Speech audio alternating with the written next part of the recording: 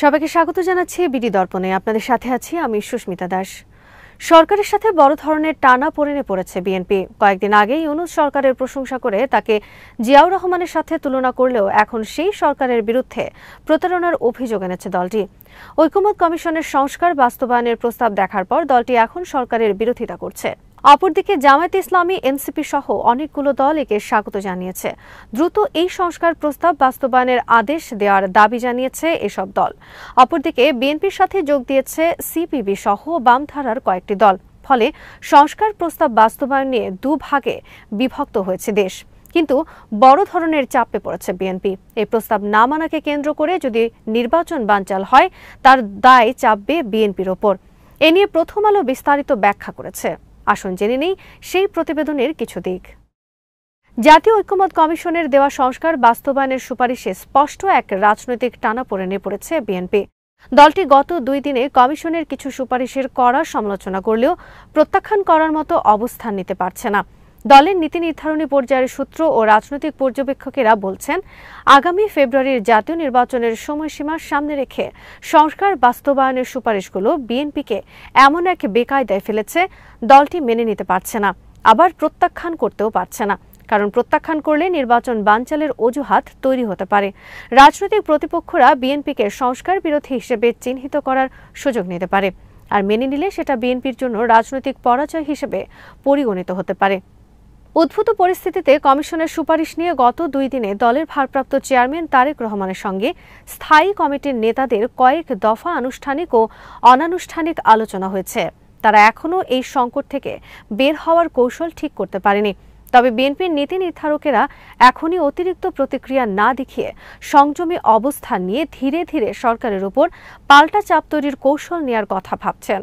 তারা মনে করছেন, অতিরিক্ত প্রতিক্রিয়া দেখালে বিএনপিকে সংস্কারে বাধা সৃষ্টিকারী শক্তি হিসেবে উপস্থাপন করা হবে। উদ্ভূত পরিস্থিতিতে বিএনপির একটি প্রতিনিধি দল শিগগিরই জাতীয় ঐকমত্য কমিশনের সভাপতি ও প্রধান উপদেষ্টার অধ্যাপক মোহাম্মদ ইউনূস সহ অন্তর্বর্তী সরকারের সংশ্লিষ্ট উপদেষ্টাদের সঙ্গে দেখা করার কথা ভাবছে। দেখা করে আপত্তির বিষয়গুলো মীমাংসার দাবি জানাবে বিএনপি। ঐকমত্য কমিশনের সুপারিশের বিষয়ে গতকাল বৃহস্পতিবার সংবাদ সম্মেলন করে আনুষ্ঠানিক প্রতিক্রিয়া জানিয়েছে বিএনপির স্থায়ী কমিটি। আগের দিন বুধবার রাতে অনুষ্ঠিত দলের স্থায়ী কমিটির সভার সিদ্ধান্ত জানাতে এই সংবাদ সম্মেলন ডাকা হয়।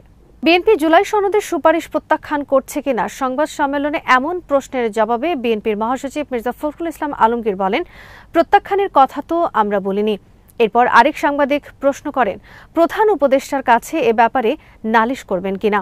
বিএনপির মহাসচিব বলেন, নালিশের কি আছে, এটা আমরা আমাদের মতামত জাতির সামনে তুলে ধরলাম। প্রয়োজনে আমরা প্রধান উপদেষ্টার কাছে আবার যাব।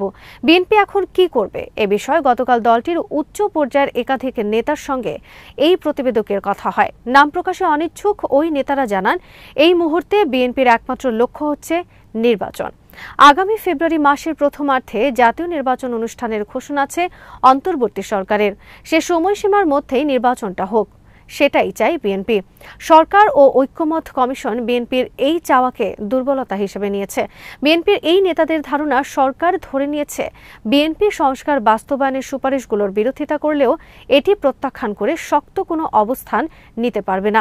সরকার ও ঐকমত্য কমিশন বিএনপির নির্বাচন চাওয়াকে দুর্বলতা হিসেবে বিবেচনা করে জুলাই জাতীয় সনদকে 2 পর্বে ভাগ করেছে। প্রথম পর্বে সংস্কার প্রস্তাব বা জুলাই সনদ প্রণয়ন, আর দ্বিতীয় পর্বে রাখা হয় সনদ বাস্তবায়নের সুপারিশ। বিএনপির বিশ্বাস ছিল ভিন্নমত সহ সংস্কার বাস্তবায়নের সুপারিশ থাকবে, কিন্তু সরকার জুলাই সনদে রাজনৈতিক দলগুলোর স্বাক্ষর নিয়ে পরের সুপারিশে অনেক কিছু রাখেনি। সংস্কার বাস্তবায়নের প্রক্রিয়া নিশ্চিত না হয়ে জুলাই সনদে স্বাক্ষর করাকে বিএনপির খেলতে গিয়ে ভুল করা বলে মন্তব্য করেছেন জাতীয় নাগরিক পার্টির মুখ্য সমন্বয়ক নাসির উদ্দিন পাটোয়ারি।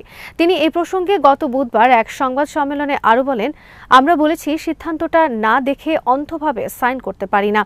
বাস্তবায়ন প্রক্রিয়াটা কেমন হবে সেটা দেখেই ওনাদের সাইন করা উচিত ছিল। ওনারা ভুল করেছেন, ওনাদের ভুলটা আমাদের ঘাড়ে তুলে দেওয়া উচিত না। সব মিলিয়ে সংস্কার বাস্তবায়নের প্রশ্নে বিএনপি এখন উভয় সংকটে পড়েছে। প্রত্যাখ্যান করলে সংস্কার বিরোধী, আর মেনে নিলে পরাজিত।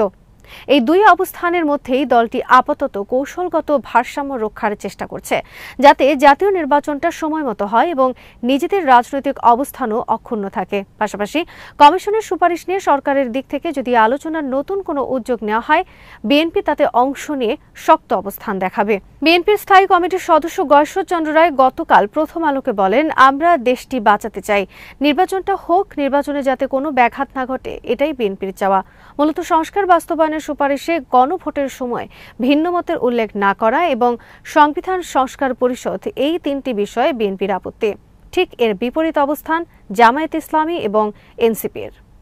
বিশ্লেষকেরা বলছেন, বিএনপির বর্তমান অবস্থান এক ধরনের কৌশলগত ভারসাম্য রক্ষা। দলটি একদিকে সংস্কার নিয়ে প্রশ্ন তুলছে, অন্যদিকে পুরো প্রক্রিয়া থেকে নিজেকে বিচ্ছিন্ন রাখছে না।